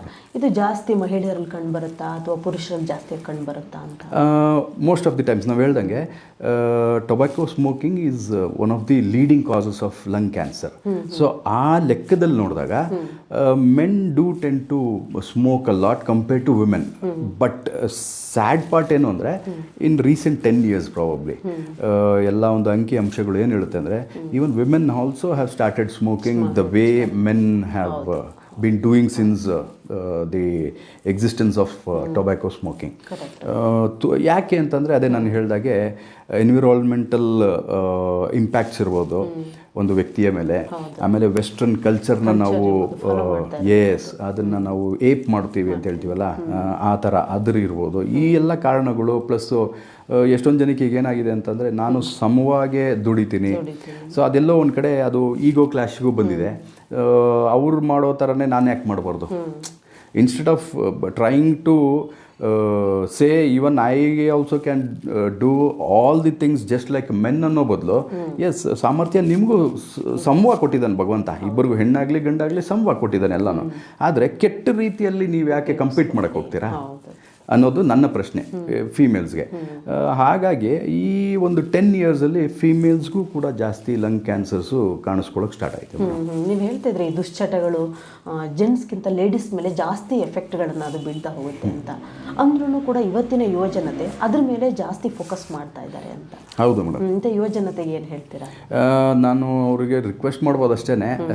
ಎಲ್ಲ ನೋಡಿ, ನಮಗೆ ಯಾವುದು ಒಳ್ಳೆಯದು ಯಾವ್ದು ಕೆಟ್ಟದ್ದು ಒಂದು ವ್ಯಕ್ತಿಗೆ ಅವನಿಗೆ ಗೊತ್ತಿರುತ್ತೆ. ಎಲ್ಲರಲ್ಲೂ ಯಾಕಂದ್ರೆ ಈಗ ಪುರುಷರಿಗೆ ಅವರು ಕಾಂಪೀಟ್ ಮಾಡಕ್ಕೆ ಹೋಗ್ತಾರೆ, ಬಟ್ ಅವರಲ್ಲಿರುವಂಥ ಶಕ್ತಿಗೂ ಲೇಡೀಸಲ್ಲಿರುವಂಥದ್ದಕ್ಕೂ ಸ್ವಲ್ಪ ಕಮ್ಮಿ ಇರುತ್ತೆ. ಸೊ ಎಫೆಕ್ಟ್ಗೆ ಜಾಸ್ತಿ ಒಂದು ರೀತಿಯಲ್ಲಿ ಫಿಸಿಕ್ಯಾಲಿಟಿಯಲ್ಲಿ ಕಂಪ್ಯಾರಿಸನ್ ಮಾಡಿದಾಗ yes, female might be little weaker compared to males ಅಂತ ಹೇಳ್ಬೋದು. ಆದರೆ ನನ್ನ ಕೇಳಿದ್ರೆ ಆರ್ಗನ್ಸ್ ಇದೆಯಲ್ಲ, there is no difference between male and female. ಅದಕ್ಕೆ ಓಕೆ, ಇಂಟರ್ನಲ್ ಆರ್ಗನ್ಸ್ಗೆ ಶ್ವಾಸಕೋಶ ಭಗವಂತ ನಮ್ಗೆ ಹೇಗೆ ಮಾಡಿದಾನೋ ಫೀಮೇಲ್ಸ್ಗೂ ಸೇಮ್ ಮಾಡಿರ್ತಾನೆ. ಓಕೆ, ನಮಗೆ ಏನು ಕೆಪಾಸಿಟಿ ಕೊಟ್ಟಿದ್ದಾನೋ ಅದೇ ಸೇಮ್ ಕೆಪಾಸಿಟಿ ಅವ್ರಿಗೂ ಕೊಟ್ಟಿರ್ತಾನೆ. ಬ್ರೀದ್ ಮಾಡೋದಾಗಲಿ, ಏರ್ ಫಿಲ್ ಮಾಡೋದಾಗಲಿ, ಆಕ್ಸಿಜನ್ ಕನ್ಸಂಪ್ಷನ್ ಮಾಡೋದಾಗಲಿ, ಇದೆಲ್ಲ ಸೇಮ್ ಕೊಟ್ಟಿರ್ತಾರೆ. ಸೊ ಹಾಗಾಗಿ ಇಬ್ಬರಿಗೂ ಈ ಒಂದು ವಿಚಾರದಲ್ಲಿ ಎಲ್ಲ ಈಕ್ವಲ್ಲೇ. ಓಕೆ, ಮೆನ್ಗೆ ಹೇಗೆ ಎಫೆಕ್ಟ್ ಆಗುತ್ತೋ ಅದೇ ರೀತಿಯಲ್ಲೇ ವಿಮೆನ್ಗೂ ಎಫೆಕ್ಟ್ ಆಗುತ್ತೆ. ಯಾವುದೇ ಥರದ್ದು ಚೇಂಜಸ್ ಏನಿಲ್ಲ. ಏನು ಅಂತಂದರೆ ಅದೇ ನಾನು ಹೇಳಿದ್ನಲ್ಲ, instead of competing in a negative manner, it should always be in a positive manner. ಇವ್ರು ಸ್ಮೋಕ್ ಮಾಡ್ತಾ ಇದ್ದಾರೆ ಅಂದರೆ without smoking I can do so many other things which can prove that I am definitely no less than a man ಅನ್ನೋದನ್ನ ಅವ್ರು ಅರ್ಥಕೊಂಡು, younger generation especially. ಈಗ men cigarette ಸೇರ್ತಾ ಇದ್ದಾರೆ, MNCs ನಾನು ಎಲ್ಲ ಕಡೆ ನೋಡಿದ್ದೀನಿ. ಎಷ್ಟೊಂದು ಕಡೆ ಸೆಮಿನಾರ್ಸು, ವರ್ಕ್ಶಾಪ್ಸ್ ಎಲ್ಲ ಮಾಡಿದಾಗ ಅದು ಈಗೇನಾಗಿದೆ ಅಂದರೆ ಒಂದು ಕಲ್ಚರ್ ಆಗಿಬಿಟ್ಟಿದೆ ಸ್ಮೋಕಿಂಗ್. ಓಕೆ, ಈಗ MNCsಲ್ಲೇ ನೋಡಿ ಒಂದು ಪರ್ಟಿಕ್ಯುಲರ್ ಕ್ಯೂಬಿಕಲ್ ಇಟ್ಟಿರ್ತಾರೆ, ಸ್ಮೋಕರ್ಸ್ ಝೋನ್ ಅಂತ. ನನ್ನ ಕೇಳಿದ್ರೆ these people are actually encouraging these kind of bad habits ಅಂತ ನಾನು ಹೇಳ್ಬೋದು. Instead of making it a rule not to smoke inside the premises. ಈಗ ಇವಾಗ ನೋಡಿ, ಗೌರ್ಮೆಂಟ್ ಡಿಕ್ಲೇರ್ ಮಾಡಿದ್ದಾರೆ ಪಬ್ಲಿಕ್ ಪ್ಲೇಸಸಲ್ಲಿ you are not suppose to smoke ಅಂತ, you are not suppose to sell cigarettes ಅಂತ ಅಂದ್ಬಿಟ್ಟು. ಕರೆಕ್ಟ್ ಅಲ್ವಾ? ಆದರೆ ಇಂಡೈರೆಕ್ಟಾಗಿ ನೋಡಿ, MNCಗಳಲ್ಲಿ ಸಪ್ರೇಟಾಗಿ ಕ್ಯೂಬಿಕಲ್ಸ್ ಇಟ್ಟಿರ್ತಾರೆ. ನಾನು ಪದೇ ನಾನು ಬೇರೆ ಕಡೆ ಎಲ್ಲ ಫ್ಲೈಟ್ಸಲ್ಲೆಲ್ಲ ಓಡಾಡಬೇಕಾದ್ರೆ ಇವನ್ ಏರ್ಪೋರ್ಟ್ಸಲ್ಲಿ ಕೂಡ ಸ್ಮೋಕರ್ಸ್ ಝೋನ್ ಅಂತ ಅಂದ್ಬಿಟ್ಟು ಸಪ್ರೇಟ್ ಕ್ಯೂಬಿಕಲ್ಸ್ ಇದೆ. So why entertain these kind of bad things? ಅದರಲ್ಲಿ ಇನ್ನೊಂದು ರೀಸನ್ ಏನು ಅಂತಂದರೆ, ಜಾಸ್ತಿ ಗೌರ್ಮೆಂಟಿಗೆ ಇನ್ಕಮ್ ಸೋರ್ಸೇ ಈ ಥರ ಬ್ಯಾಡ್ ಹ್ಯಾಬಿಟ್ಸ್ದು incomes. One is smoking, one is liquor. ಇದೆರಡು ಕೊಡೋಷ್ಟು ಇನ್ಕಮ್ ಇದೆಯಲ್ಲ, ಇನ್ಯಾವುದು ಕೊಡೋಲ್ಲ. ಮೇಡಮ್ 2020ಯಲ್ಲಿ ಈ ಕೋವಿಡ್ ಎಲ್ಲ ಆಯ್ತಲ್ಲ, ನೀವು ನಂಬ್ತಿರೋ ಇಲ್ಲೋ, ತುಂಬಾ ಸೇಲ್ ಆಯಿತು. ಒಂದು ಪರ್ಟಿಕ್ಯುಲರ್ ಟೈಮ್ ಫ್ರೇಮಲ್ಲಿ ಜನರನ್ನ ಇಷ್ಟು ದಿವಸ ನಾವು ಬಿಡ್ತೀವಿ, ಯಾರ್ಯಾರು ಏನೇನು ಕಲೆಕ್ಟ್ ಮಾಡ್ಕೋಬೇಕು ಅದೆಲ್ಲ ಕಲೆಕ್ಟ್ ಮಾಡ್ಕೊಳ್ರಿ ಅಂತ ಒಂದು ಅನೌನ್ಸ್ಮೆಂಟ್ ಆಗಿದೆಯಲ್ಲ, ನೀವು ನೋಡಬೇಕಾಯ್ತು. MG ರೋಡಲ್ಲಿ 3 ರಿಂದ 4 ಕಿಲೋಮೀಟರ್ ಲೈನ್ ಇತ್ತು ಮೇಡಮ್. ಅಲ್ಲಿ ಟಾನಿಕ್ ಅಂತ ಅಂದ್ಬಿಟ್ಟು ಒಂದು ಜಾಗ ಇದೆ, where they sell liquors. One of the best places to have ಎಲ್ಲ international high end brand liquors ಎಲ್ಲ. ನೀವು ಅದು ಆ ಲೈನ್ ನೋಡಿದ್ರೆ ಈ ಸರ್ಕಾರಿ ಗೋಡೌನಲ್ಲಿ ಇದೆಲ್ಲ ದವಸ ಧಾನ್ಯಕ್ಕೆ ಅಂತ ಲೈನ್ ನಿಂತ್ಕೊಳ್ತಾರೆ ನೋಡಿ ಪಾಪ ಬಡವರು. ಆ ರೀತಿಯಲ್ಲಿ ಇಲ್ಲಿ ಹೆಂಗಸರು ಗಂಡಸರು ಎಲ್ಲರೂ ದೊಡ್ಡ ಬ್ಯಾಗ್ ಕ್ಯಾರಿ ಮಾಡ್ತಾ ಇದ್ದಾರೆ. ಒಂದೊಂದು ಇಷ್ಟು ನಾವು ತಗೊಂಡು ಅವಾಗ ಆಗಿರೋಷ್ಟು ಇನ್ಕಮ್ ಇದೆಯಲ್ಲ ಯಾವ ಇಯರಲ್ಲೂ ಆಗಿಲ್ಲ ಅಂತ ಅನ್ಸುತ್ತೆ, ಅಷ್ಟು ತಗೊಂಡೋಗಿದ್ದಾರೆ. ಅಂದರೆ ಇನ್ನು ಯೋಚನೆ ಮಾಡಿ, ಇಂಡೈರೆಕ್ಟಾಗಿ ಒಂದು ರೀತಿಯಲ್ಲಿ ಗೌರ್ಮೆಂಟು ಇದಕ್ಕೆ ಕಾರಣ ಅಂತ ನಾನು ಹೇಳ್ತೀನಿ. MNC ಕಲ್ಚರ್ ಇದೆಯಲ್ಲ ಅದು ಇದಕ್ಕೆ ಕಾರಣ ಅಂತ ಹೇಳ್ತಾ ಇದ್ದೀನಿ ನಾನು. ಯಾಕೆಂದರೆ ಇವರು ಇದನ್ನೆಲ್ಲ ಎಂಟರ್ಟೈನ್ ಮಾಡದೆ ಹೋದರೆ ಅಟ್ಲೀಸ್ಟು ಜನ ಭಯ ಬೀಳ್ತಾರೆ. ಇಲ್ಲಿ ಯಾರೋ ಒಬ್ಬ ರೋಡಲ್ಲಿ ಅವನು ಎಲ್ಲೋ ಒಂದು ಪಬ್ಲಿಕ್ ಪ್ಲೇಸಲ್ಲಿ ಸಿಗರೇಟ್ ಸೇದೋನಿಗೆ ಈ BBMP ಅವರು ಅವ್ರು ಇವ್ರು ಯಾರೋ ಹಿಡಿದು ಅವನಿಗೆ ಫೈನ್ ಮಾಡ್ತಾರೆ. ಯಾಕೆ ನೀವು MNCಯಲ್ಲಿ ಮತ್ತೆ ಅಲೋ ಮಾಡ್ತಾ ಇದ್ದೀರಾ? ಅದು ಪಬ್ಲಿಕ್ ಎಲ್ಲರೂ ಅಲ್ಲೇ ಇದ್ದಾರೆ ತಾನೆ, ಅದೇನು ಪರ್ಸ್ನಲ್ ಸ್ಪೇಸ್ ಅಲ್ಲ, ನನ್ನ ಮನೆ ಅಲ್ಲ ಅಲ್ವಾ? ಮನೇಲಾದರೆ ನಾನು ಏನು ಬೇಕಾದ್ರೂ ಮಾಡ್ಬೋದು. ಆದರೆ ಪಬ್ಲಿಕ್ ಸ್ಪೇಸ್ ತಾನೆ, ಎಲ್ಲ ಥರದವರು ಅಲ್ಲಿ ಬರ್ತಾರಲ್ಲ, ಬರೋದು ಹೋಗೋದು ಇದ್ದೇ ಇರುತ್ತಲ್ಲ, ಕ್ಲೈಂಟ್ಸ್ ಬರ್ತಾರೆ, ಎಲ್ಲ ಥರದವ್ರು ಬಂದು ಹೋಗ್ತಾರೆ. ಸ್ಮೋಕಿಂಗ್ ಇಷ್ಟ ಇಲ್ದಿರೋರು ಪಾಪ ಬರ್ತಾರೆ. ಆದರೆ ನೀವು ಯಾಕೆ ಅಂಥದ್ದನ್ನೆಲ್ಲ ಎಂಟರ್ಟೈನ್ ಮಾಡ್ತೀರಾ ಅನ್ನೋದು ನನ್ನ ಒಂದು ಪ್ರಶ್ನೆ ಇಂಥವ್ರಿಗೆ. ಬಟ್ ಕಾಮನ್ ಪೀಪಲ್ಗೆ ನಾನು ಹೇಳೋದಿಷ್ಟೇ, ನಿಮ್ಮ ಬುದ್ಧಿ ನಿಮ್ಮ ಕೈಯಲ್ಲಿದೆ, ಯಾವುದು ಒಳ್ಳೆಯದು ಯಾವ್ದು ಕೆಟ್ಟದ್ದು ಅಂತ ಗಂಡಸರಿಗೂ ಗೊತ್ತು, ಹೆಂಗಸರಿಗೂ ಗೊತ್ತು. ದಯವಿಟ್ಟು ನೀವು ವಿಚಾರ ಮಾಡಿ ನಾನು ಇದು ಮಾಡಬೇಕಾ ಮಾಡಬಾರ್ದ ಅಂತ. ಶೋಕಿಗೋಸ್ಕರ ದಯವಿಟ್ಟು ಯಾವುದೇ ಥರದ ಕೆಟ್ಟ ಚಟಗಳನ್ನ ನೀವು ಸ್ಟಾರ್ಟ್ ಮಾಡಬೇಡಿ ಅಂತ ನಾನು ಹೇಳ್ತೀನಿ. ಶೋಕಿಗೆ ನೀವು ಸ್ಟಾರ್ಟ್ ಮಾಡಬೇಕಾಗಿರೋದೇನು ಗೊತ್ತಾ? ಒಳ್ಳೆಯ ಆಹಾರ ಪದ್ಧತಿ. ಓಕೆ, ಶೋಕಿಗೆ ಸ್ಟಾರ್ಟ್ ಮಾಡಬೇಕಾಗಿರೋದು ವ್ಯಾಯಾಮ ಮಾಡೋದು. ವ್ಯಾಯಾಮ ಮಾಡಿದ್ರೆ ದೇಹ ಚೆನ್ನಾಗತ್ತಾ? ಒಳ್ಳೆ ಆಹಾರ ತಿಂದರೆ ನಾವು ಹೆಲ್ದಿಯಾಗಿರ್ತೀವ. ಇದನ್ನು ಮಾಡಿ ಶೋಕಿ ಅಂತ ಒಪ್ಕೊಳ್ಳೋಣ. ಅದರಿಂದ ನಿಮ್ಗೆ ಯಾವುದೇ ಥರದ ದುಷ್ಪರಿಣಾಮಗಳಿಲ್ಲ ಅಲ್ವಾ? ಸೊ ಇದನ್ನು ಮಾಡ್ದಿರಾ ಜನತೆಗೆ ಕಾಮನಾಗಿ ಹ್ಯೂಮನ್ ಸೈಕಾಲಜಿ ಅನಿಸುತ್ತೆ, ಅದು ಯಾವುದು ನೆಗೆಟಿವ್ ಥಿಂಗ್ಸ್ ಇರುತ್ತಲ್ಲ ಅದಕ್ಕೆ ಜಾಸ್ತಿ ಒಲವು ಮನುಷ್ಯಂದು ಹೋಗುತ್ತೆ ಅಂತ ಅನಿಸುತ್ತೆ. ಸೊ ಹಾಗಾಗಿ ಜನರು ಜಾಸ್ತಿ ಅದಕ್ಕೆ ಟೆಂಪ್ಟ್ ಆಗ್ತಾರೆ ಈ ಥರದಕ್ಕೆ. ಎಸ್ಪೆಷಲಿ ಇವಾಗ ನಾನು ಹೇಳಿದಾಗೆ ಒಂದು 10 ಇಯರ್ಸಿಂದ MNC ಕಲ್ಚರಲ್ಲಿ ವಿಮೆನ್ ಕೂಡ ಜಾಸ್ತಿ ಡ್ರಿಂಕಿಂಗು, ಸ್ಮೋಕಿಂಗ್. ನೀವು ಇವಾಗೆಲ್ಲ ನೋಡಿ ಎಷ್ಟೊಂದು ನೈಟ್ ಕ್ಲಬ್ಸ್ ಓಪನ್ ಆಗಿದೆ ಈಗ ಅಟ್ ಪ್ರೆಸೆಂಟ್ ಹೇಳಬೇಕು ಅಂದರೆ ಎಂಟೈರ್ ಬ್ಯಾಂಗ್ಳೂರಲ್ಲಿ. ಮುಂಚೆ ಎಲ್ಲ ಬರೀ ಡ್ಯಾನ್ಸ್ ಬಾರ್ಸ್ ಅದು ಇದಿತ್ತು, ಅದಕ್ಕೆ ಒಂದು ಬಂದ್ ಅಂತ ಮಾಡಿ ಎಲ್ಲ ಶಟ್ ಡೌನ್ ಮಾಡಿದ್ರು. ಅದ್ರ ಬದಲು ಅದ್ರ ಸಿಸ್ಟರ್ ಕಂಪನಿ ಥರ ಇದನ್ನು ಓಪನ್ ಮಾಡಿದ್ದಾರೆ. ಎಲ್ಲ ಕಡೆ ಕ್ಲಬ್ಸ್ ಇದೆ, ಓಕೆ, ಎಲ್ಲ ಕಡೆಯೂ ಲಿಕ್ಕರ್ ಇದೆ, ಎಲ್ಲ ಕಡೆಯೂ ಸ್ಮೋಕಿಂಗ್ ಝೋನ್ಸ್ ಇದ್ದಾವೆ. ಓಕೆ, ಹೆಂಗೆ ಅಂದರೆ ಹೆಂಗಸರು ಗಂಡಸರು ಏನು ಡಿಫ್ರೆನ್ಸೇ ಇಲ್ಲ ಅಂತ ಏನು ಒಂದು ಇದು ಹೇಳ್ತಾ ಇದ್ದಾರಲ್ಲ, ಅದು ಕೆಟ್ಟ ರೀತಿಯಲ್ಲಿ ಅವರು ಡಿಫ್ರೆನ್ಸ್ನ ಇಲ್ಲ ಅಂತ ತೋರಿಸ್ತಾ ಇದ್ದಾರೆ. ಈ ಥರದೆಲ್ಲ ನೀವೆಲ್ಲ ಮಾಡಿ ಏನು ತೊಂದರೆ ಇಲ್ಲ ಅಂತ. ಈಗ ಅದನ್ನೆಲ್ಲ ಇನ್ವೆಸ್ಟ್ ಮಾಡಿರೋನು ಕಾಸು ಮಾಡ್ಕೊಂಡು ಕೂತಿದ್ದಾನೆ ಎಲ್ಲೋ ಒಂದು ಕಡೆ, ಅವನು ಅದೇ ಕೆಲಸ ಮಾಡ್ತಾ ಇರಲ್ಲ. ಈಗ ಹೆಂಗಾಯ್ತು ಅಂತಂದರೆ, ಸ್ಮೋಕಿಂಗ್ ಮಾಡುವಂಥ ಒಂದು ಫ್ಯಾಕ್ಟ್ರಿಯಲ್ಲಿ ಅಲ್ಲಿ ಮಾಡ್ತಾ ಇರೋ ಎಂಪ್ಲಾಯೀಸು ಸ್ಮೋಕ್ ಮಾಡಿಕೊಂಡು ಕೆಲಸ ಮಾಡಲ್ಲ, ಅವ್ರು ಬೇರೆಯವ್ರಿಗೋಸ್ಕರ ಸ್ಮೋಕಿಂಗ್ನ ಏನು ಸಿಗರೇಟ್ನ ಪ್ರೊಡ್ಯೂಸ್ ಮಾಡ್ತಾ ಇರ್ತಾರೆ. ಲಿಕ್ಕರ್ ಕಂಪನಿಲೂ ಅಷ್ಟೇ. ಈಗ ಬೇಕ್ರಿಗೆ ಹೋಗಿ, ಬೇಕ್ರಿ ಅವನಿಗೆ ನೀನು ಮಾಡಿರೋ ಪದಾರ್ಥ ತಿನ್ನು ಅಂತಂದರೆ ಅವ್ನು ವಾಕಳಿಕೆ ಬಂದ್ಬಿಡುತ್ತೆ. ಅವನಿಗೆ ಡೈಲಿ ಅದನ್ನೇ ನೋಡಿ ಅವನಿಗೆ ಹಿಂಸೆ ಆಗ್ಬಿಟ್ಟಿರುತ್ತೆ. ಆದರೆ ಆ ಕೆಟ್ಟ ಪದಾರ್ಥ ಬೇರೆಯವರು ರುಚಿಯಾಗಿ ತಿಂತಾರೆ. ಅವರು ಯೂಸ್ ಮಾಡಿರೋ ಯಾವುದು ಎಣ್ಣೆ ಯೂಸ್ ಮಾಡಿದ್ದಾರೆ, ಏನೇನು ಪದಾರ್ಥ ಯೂಸ್ ಮಾಡಿದ್ದಾರೆ, ಕೆಮಿಕಲ್ಸ್ ಎಷ್ಟಿದೆ ಏನು ನೋಡಲ್ಲ. ಬಾಯಿಗೆ ರುಚಿ ಸಿಗ್ತಾ ಸಾಕು. ಸಿಗರೇಟ್ ಹಿಂಗೆ ಇಟ್ಕೊಂಡ್ಬಿಟ್ರೆ ಅದೊಂದು ಸ್ಟೈಲ್ ಫ್ಯಾಕ್ಟರ್ ಆಗ್ಬಿಟ್ಟಿದೆ ಇವಾಗ. ಸೊ ಅದು ಏನು ಮಾಡೋದು ಜನ ಇವಾಗ ಇಂಥದ್ಕೆ ಒಂದು ಸ್ಮಾಲ್ ಇನ್ಫ್ಲೂಯೆನ್ಸಸ್ಸು ಇವ್ರನ್ನ ಕೆಟ್ಟ ಒಂದು ಹವ್ಯಾಸಗಳಾಗ್ಬೋದು, ಕೆಟ್ಟ ಜೀವನಕ್ಕಾಗ್ಬೋದು, ಕೆಟ್ಟ ಒಂದು ಆರೋಗ್ಯ ಬರ್ಸ್ಕೊಳಕ್ಕಾಗ್ಬೋದು, ಈ ಥರದ್ಗೆಲ್ಲ ಪುಷ್ ಮಾಡ್ತಾ ಇದೆ ಅಂತ ನಾನು ಜನತೆಗೆ, ನೀವು ಯೋಚನೆ ಮಾಡಿ ನಿಮ್ಗೆ ಯಾವ್ದು ಸರಿ ಯಾವ್ದು ತಪ್ಪು ಅನ್ನೋದನ್ನ ಕಾಯಿಲೆ ಬಂದ ಮೇಲೆ ಸರಿಪಡಿಸ್ಕೊಳ್ಳೋ ಬದಲು ಬರೋಕ್ಕೆ ಮುಂಚೆನೇ ಒಂದು ಸ್ವಲ್ಪ ಗಮನ ಇಟ್ಟು ಇದನ್ನೆಲ್ಲ ಸ್ವಲ್ಪ ಅವಾಯ್ಡ್ ಮಾಡಿದ್ರೆ ಒಳ್ಳೆಯದು ಅಂತ ನಾನು ಹೇಳಲಿಕ್ಕೆ ಇಷ್ಟಪಡ್ತೀನಿ. ಸರಿ, ಶ್ವಾಸಕೋಶದ ಕ್ಯಾನ್ಸರ್ ಬಂದರೆ ನೀವು ಯಾವ ರೀತಿ ಫುಡ್ ಆಗಿರ್ಬೋದು, ವ್ಯಾಯಾಮ ಆಗಿರ್ಬೋದು, ಅದನ್ನು ಯಾವ ರೀತಿ ಸಜೆಸ್ಟ್ ಮಾಡ್ತೀರಾ? ನೋಡಿ ಮೇಡಮ್, ಇವಾಗ ಸ್ಮೋಕಿಂಗ್ ಇದೆಯಲ್ಲ, ಟೊಬ್ಯಾಕೋ ಸ್ಮೋಕಿಂಗು, ಆಲ್ಮೋಸ್ಟ್ ಅಲ್ಲೂ ಆ ಸ್ಮೋಕಲ್ಲಿ ಕಾರ್ಸಿನೋಜನ್ಸ್ ಅಂತ ಹೇಳ್ತಾರೆ, ಕ್ಯಾನ್ಸರ್ ಕಾಸಿಂಗ್ ಎಲಿಮೆಂಟ್ಸ್ ಅಂತ. 7000 ಕೆಮಿಕಲ್ಸ್ ಇರುತ್ತೆ, ಪಾಯ್ಸನಸ್ ಕೆಮಿಕಲ್ಸು. ಓಕೆ, ಒಂದೊಂದು ಸಿಗರೆಟ್ ಸ್ಮೋಕಲ್ಲಿ. ಓಕೆ, ಅದರಲ್ಲಿ minimum 70 carcinogens definitely cancer causing. Definitely 100% short ಅದು ಕ್ಯಾನ್ಸರ್ ಕಾಸ್ ಮಾಡೇ ಮಾಡುತ್ತೆ. 7000 ಪಾಯ್ಸನ್ ಕೆಮಿಕಲ್ಸಲ್ಲಿ 70 ಡೆಫಿನೆಟ್ಲಿ ಮಾಡೇ ಮಾಡುತ್ತೆ. ಈಗ ಒಂದು ಸಲ ಇದು ಸ್ಮೋಕಿಂಗ್ ಮಾಡಿ ಇವ್ರಿಗೆ ಆ ಪಾಯ್ಸನ್ಸು ಲಂಗ್ಸಲ್ಲೆಲ್ಲ ಹೋದಾಗ ಏನಾಗುತ್ತೆ ಅಂತಂದರೆ, ಅದು DNA ಮ್ಯೂಟೇಟ್ ಮಾಡಿ ಅಲ್ಲಿಂದ ಆ ಸೆಲ್ಲನ್ನ ಡ್ಯಾಮೇಜ್ ಮಾಡುತ್ತೆ. ಈ ಸೆಲ್ ಡ್ಯಾಮೇಜ್ ಆಗಿದ ತಕ್ಷಣ ಏನಾಗುತ್ತೆ, ನಮ್ಮ ಇಮ್ಯೂನ್ ಸಿಸ್ಟಮ್ ವೀಕ್ ಆಗಿರುತ್ತೆ. ಬೈ ದ ಟೈಮ್ ಈ ಸೆಲ್ ಡ್ಯಾಮೇಜ್ ಆಗೋಷ್ಟರಲ್ಲಿ ನಮ್ಮ ಇಮ್ಯೂನ್ ಸಿಸ್ಟಮ್ ಬಗ್ಗೆ ಪಾಪ ಐಡೆಂಟಿಫೈ ಮಾಡೋದಕ್ಕಾಗೋದಿಲ್ಲ ಯಾವುದು ಡ್ಯಾಮೇಜ್ ಆಗಿದೆ, ಅದನ್ನ ಹೋಗಿ ನಾನು ಹೇಗೆ ರಿಪೇರ್ ಮಾಡಬೇಕು ಅಂತ. ಯಾಕಂದರೆ ಆ ಕ್ಷಮತೆನೇ ಕಳ್ಕೊಂಡ್ಬಿಟ್ಟಿರುತ್ತೆ ನಮ್ಮ ಇಮ್ಯೂನ್ ಸಿಸ್ಟಮ್. ಸೊ ಆಟೋಮೆಟಿಕಾಗಿ ನಮ್ಮ ಇಮ್ಯೂನ್ ಸಿಸ್ಟಮ್ ಸ್ಟ್ರಾಂಗ್ ಇತ್ತು ಅಂದರೆ ಅದು ರಿಪೇರ್ ಮಾಡೋ ಕೇಪಬಿಲಿಟಿ ಅದಕ್ಕೆ ಚೆನ್ನಾಗಿದೆ. ಹೇಗೆ ನಾವು ನೇಚರ್ ಬಗ್ಗೆ ಯಾವಾಗಲೇ ಮಾತಾಡಿದ್ರೆ ಸೆಲ್ಫ್ ಹೀಲಿಂಗ್ ಅಂತ, ಅದೇ ಥರ ನಮ್ಮ ಬಾಡಿಗೂ ಇದೆ. ಯಾವಾಗ ಸ್ಮೋಕ್ ಮಾಡಿ ಮಾಡಿ ನಮ್ಮ ಇಮ್ಯೂನ್ ಸಿಸ್ಟಮ್ ವೀಕ್ ಆಗುತ್ತೋ ಆವಾಗ ಇದು ಮ್ಯೂಟೇಟ್ ಆಗಿರೋಂಥ DNA ಅದನ್ನು ಸರಿಪಡಿಸ್ಕೊಳ್ಳುವಂಥ ಕ್ಷಮತೆ ಇದು ಕಳ್ಕೊಂಡು ಅದು ಕ್ಯಾನ್ಸರ್ ಆಗಿ ಟರ್ನ್ ಆಗೋದಕ್ಕೆ ಪಾಪ ಅದು ಇಮ್ಯೂನ್ ಸಿಸ್ಟಮು ಫೈಟ್ ಮಾಡೋಕ್ಕಾಗದೆ ಅದು ಬಿಟ್ಕೊಟ್ಟಾಗೆ ಆಗುತ್ತೆ. ಸೊ ಈ ಥರ ಎಲ್ಲ ಆದಾಗ ಏನಾಗುತ್ತೆ, ನಮ್ಮ ಇಮ್ಯೂನ್ ಸಿಸ್ಟಮ್ ಡೌನ್ ಆಗುತ್ತೆ. Okay, so lung capacity down ಆಗುತ್ತೆ. ಸೊ ಅವಾಗ ನಾವೇನು ಮಾಡ್ತೀವಿ ಅಂತಂದರೆ most of the times fruits rich in vitamin C, cruciferous food ಅಂತ ಹೇಳ್ತೀವಿ, ವೆಜಿಟೇಬಲ್ಸ್ ಅಂತ. ಲೈಕ್ ಫಾರ್ ಎಕ್ಸಾಂಪಲ್ ಬ್ರಾಕಲಿ ಇರ್ಬೋದು, ಮತ್ತು ಕಾಲಿಫ್ಲವರ್ ಇರ್ಬೋದು, ಕ್ಯಾಬೇಜ್ ಎಲ್ಲ ನೋಡಿ ಶ್ವಾಸಕೋಶದ ಥರನೇ ಇರುತ್ತೆ, ಕಾಣಿಸೋದು ಅದೇ ಥರನೇ ಕಾಣಿಸುತ್ತೆ. ಹೇಗೆ ನಾವು ಶ್ವಾಸಕೋಶನ ಇದರಲ್ಲಿ ನೋಡ್ತೀವೋ, ಒಂದು ಪ್ರಿಂಟ್ ಮಾಡಿ ಅದರದ್ದು ಎಲ್ಲ ಅನಾಟಮಿ ನೋಡ್ತೀವೋ ಅದೇ ಥರನೇ ಇದನ್ನು ಕಾಣಿಸ್ಕೊಳುತ್ತೆ. ಸೊ ಇಂಥ ಫುಡ್ಸಿಂದ ಹಿಡಿದು okay most of the times healthy fats ಮತ್ತು ಲೀನ್ ಪ್ರೋಟೀನ್ ಅಂತ ಏನು ಹೇಳ್ತೀವಿ, ವೈಟ್ ಮೀಟ್ ಅಂತ ಹೇಳ್ತೀವಿ, ಫಿಶ್ ಇರ್ಬೋದು, ಈ ಥರದನ್ನೆಲ್ಲ ನಾವು ಅವ್ರಿಗೆ ಅವ್ರ ಡೈಲಿ ನ್ಯೂಟ್ರಿಷನಲ್ಲಿ ಇನ್ಕ್ಲೂಡ್ ಮಾಡಿಕೊಟ್ಟು plus at the same time anti accident food ಅಂತ ಹೇಳ್ತೀವಿ. ಯಾವುದು ಸೆಲ್ ಡ್ಯಾಮೇಜ್ ಮಾಡ್ತಾ ಇರುತ್ತಲ್ಲ ಆ ಡ್ಯಾಮೇಜ್ನ ತಡೆಯೋವಂಥ ಫುಡ್ಸು ಹೋಗಿ ಆ ಫ್ರೀ ರ್ಯಾಡಿಕಲ್ಸು ಇಂಥದ್ದನ್ನೆಲ್ಲದನ್ನು ಅದು ತಡೆಯುವಂಥ ಫುಡ್ಸ್ನ ನಾವು ಇನ್ವಾಲ್ವ್ ಮಾಡ್ತೀವಿ. ಮಾಡಿ ಇವರಿಗೆ ಬ್ರೀದಿಂಗ್ ಎಕ್ಸಸೈಸಸ್ ಪ್ಯಾಟರ್ನ್ಸಿಂದ ಹಿಡಿದು ಓಕೆ ಏನು ಮಾಡಬೇಕು, ಬೆಳಗ್ಗೆ ಎದ್ದಿದ ತಕ್ಷಣ ಯಾವ ಥರ ಆಹಾರ ಸೇವನೆ ಮಾಡಬೇಕು, ಫಸ್ಟ್ ಎದ್ದ ತಕ್ಷಣ ಏನು ಮಾಡಬೇಕು, ನೆಕ್ಸ್ಟು ಸ್ಟೆಪ್ ಬೈ ಸ್ಟೆಪ್ ಅವ್ರಿಗೊಂದು ರುಟೀನ್ ನಾವು ಹಾಕ್ಕೊಟ್ಟು ಅದನ್ನು ಅವ್ರಿಗೆ ಫಾಲೋ ಮಾಡಿಸ್ತೀವಿ. ಇದು ಹೇಗೆ ಅಂತಂದರೆ 20-21-21-21 ಅಂತ ಹೇಳ್ತೀವಿ.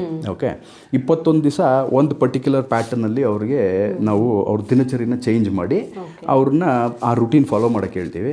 ಆ 21 ದಿನ ಆದಮೇಲೆ ನೆಕ್ಸ್ಟ್ 21 ಡೇಸ್ಗೆ ನಾವೇನು ಮಾಡ್ತೀವಿ, ಸೆಕೆಂಡ್ ಸ್ಟೇಜ್ ಅಂತ ಅಂದ್ಬಿಟ್ಟು ಏನೆಲ್ಲ ಅವರು ಚೇಂಜಸ್ ಮಾಡಿದ್ರು ಅದರಲ್ಲಿ ನ್ಯೂಟ್ರಿಯೆಂಟ್ಸ್ ಕೂಡ ಆ್ಯಡ್ ಮಾಡ್ಕೊಂಡು ಹೋಗ್ತೀವಿ. ಒಳ್ಳೊಳ್ಳೆ ಫುಡ್ ಹ್ಯಾಬಿಟ್ಸು ಇದೆಲ್ಲನೂ ಆ್ಯಡ್ ಮಾಡ್ಕೊ. ಯಾಕಂದರೆ 21 ದಿನ ನಾವು ಏನೇ ಕೆಲಸ ಮಾಡಲಿ ಕಂಟಿನ್ಯೂಸ್ 21 ಡೇಸ್ ಮಾಡಿದ್ರೆ ಅದು ಲೈಫ್ ಟೈಮ್ ನಮ್ಮ ಜೊತೆ ಇರುತ್ತೆ.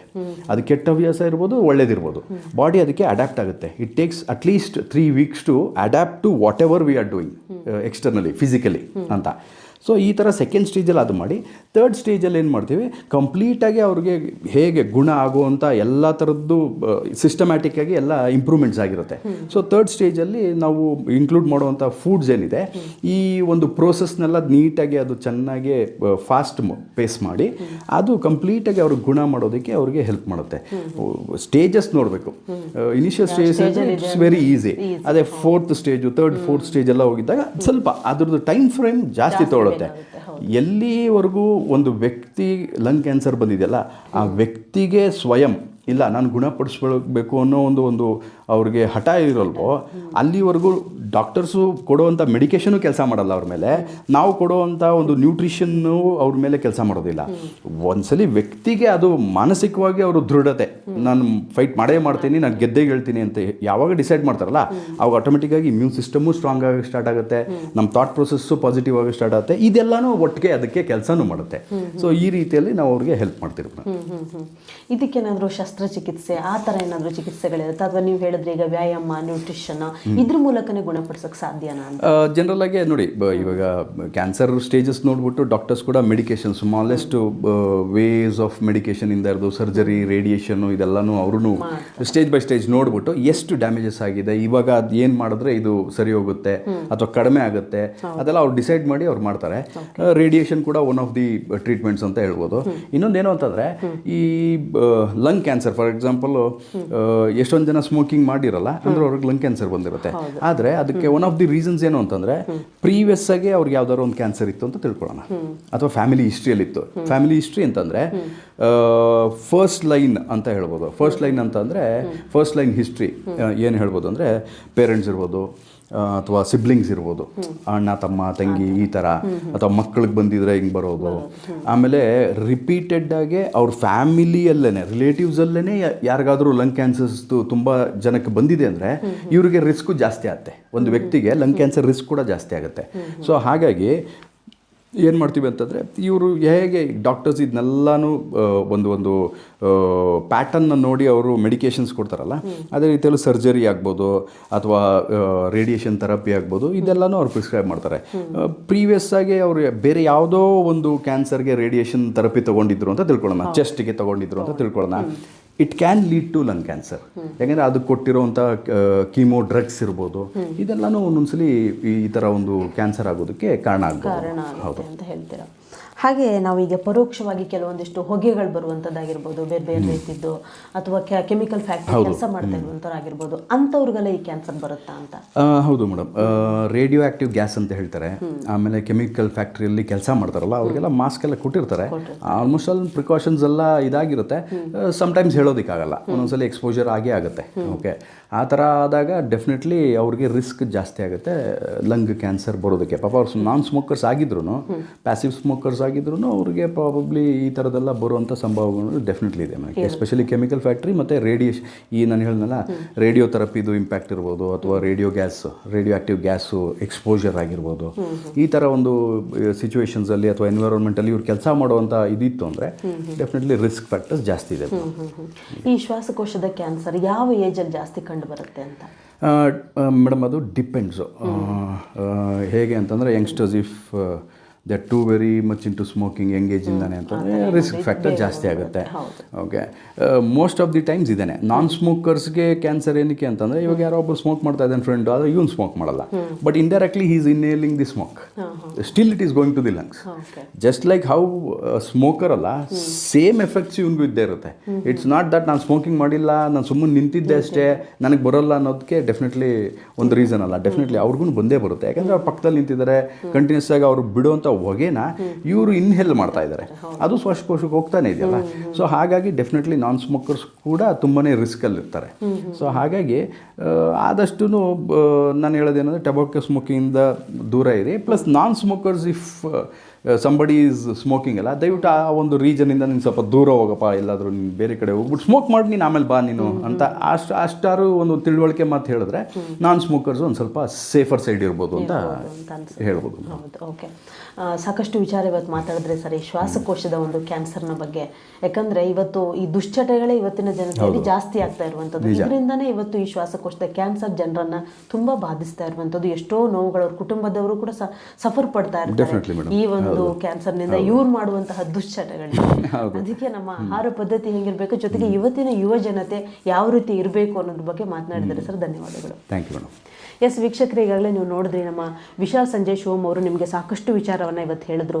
ಈ ಶ್ವಾಸಕೋಶದ ಒಂದು ಕ್ಯಾನ್ಸರ್ ಯಾವ ರೀತಿ ಬರುತ್ತೆ, ಯಾವ ರೀತಿ ನಮ್ಮ ದೇಹವನ್ನು ಬಾಧಿಸುತ್ತೆ, ಜೊತೆಗೆ ನಮ್ಮಲ್ಲಿರುವಂತಹ ದುಶ್ಚಟಗಳೇ ನಮ್ಮನ್ನು ಇವತ್ತು ಸಾವಿನೆಡೆಗೆ ಕರೆದೊಯ್ಯುತ್ತೆ ಅನ್ನುವಂಥದ್ದು ನಿಜಕ್ಕೂ ಸತ್ಯವಾದಂತಹ ಒಂದು ಮಾತು. ಅದಕ್ಕೋಸ್ಕರ ಇವತ್ತಿನ ಯುವ ಜನತೆ, ನಿಮ್ಮ ಆರೋಗ್ಯ ನಿಮ್ಮ ಕೈಯಲ್ಲಿರುತ್ತೆ, ಅದನ್ನು ನೀವು ಸರಿಯಾದ ರೀತಿಯಲ್ಲಿ ಬಳಸ್ಕೊಂಡ್ರೆ ಉತ್ತಮವಾದಂಥ ಜೀವನ ಶೈಲಿ ಕೂಡ ನಿಮ್ಮದಾಗುತ್ತೆ ಅನ್ನುವಂಥದ್ದು. ಹಾಗೆ ಮುಂದಿನ ಸಂಚಿಕೆಯಲ್ಲಿ ಇನ್ನೊಂದು ಕ್ಯಾನ್ಸರ್ನ ಬಗ್ಗೆ ಅವರು ನಿಮ್ಮ ಜೊತೆ ಮಾತನಾಡ್ತಾರೆ. ಹಾಗೆಯೇ ನೀವು ಕೂಡ ಇವತ್ತು ಫಿಟ್ ಆಗಿರಬೇಕು, ಜೊತೆಗೆ ಇಂತಹ ಒಂದು ಸಮಸ್ಯೆಗಳಾಗಿರ್ಬೋದು, ಬೇರೆ ಬೇರೆ ಇರ್ಬೋದು, ಕ್ಯಾನ್ಸರ್ ಅಂತ ಅಲ್ಲ, ನಿಮಗೆ ಬೇರೆ ಬೇರೆ ಕಾಯಿಲೆಗಳಾಗಿರ್ಬೋದು, ಇನ್ನು ಯಾವುದೇ ಆಗಿರ್ಬೋದು, ಅದ್ರ ಬಗ್ಗೆ ನೀವು ಇವ್ರ ಜೊತೆಗೆ ವಿಶಾಲ್ ಸಂಜಯ್ ಶಿವಮ್ ಅವ್ರ ಜೊತೆಗೆ ಕಾಂಟ್ಯಾಕ್ಟ್ ಮಾಡ್ಬೋದು. ಹಾಗೆ ಅವರ ಒಂದು ನ್ಯೂಟ್ರಿಷನ್ನು ಜೊತೆಗೆ ಅವರ ವ್ಯಾಯಾಮವನ್ನು ಕೂಡ ನೀವು ರೂಢಿಸ್ಕೊಳ್ಬೋದು. ಹಾಗೆ ಉತ್ತಮವಾದ ಜೀವನ ಶೈಲಿಯನ್ನು ನಿಮ್ಮದಾಗಿಸ್ಕೊಳ್ಬೋದು.